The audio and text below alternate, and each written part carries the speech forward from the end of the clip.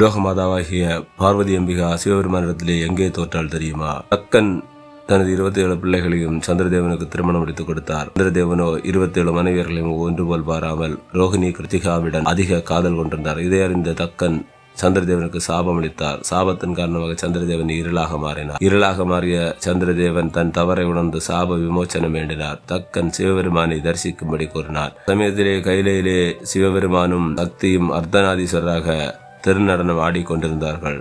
அந்த காலத்தில் சந்திரதேவன் ஈசனுடைய காலில் உள்ள ஈசன் தன்னை மன்னித்து சாப விமோச்சனம் அளித்தார். சாப விமோச்சனம் பெற்ற சந்திரதேவனை இனி எவரும் துதிக்க மாட்டார் என்று கூற தன் காலால் தன்னை சந்திரதேவனை எடுத்து தன் ஜடாமுடியில் சூடிக்கொண்டார். காலில் விழுந்த பக்தனை தன் ஜடாமுடியில் சூடி மதிப்பளித்த அந்த கருணை உள்ளத்திடம் அம்பிகா வெக்கி தலை குனிந்து நின்றாள். இதுவே உண்மையான கதை. கிருஷ்ண கிருஷ்ண கிருஷ்ண கோவிந்த கோவிந்த கோவிந்தா சந்திரமௌலீஸ்வராய.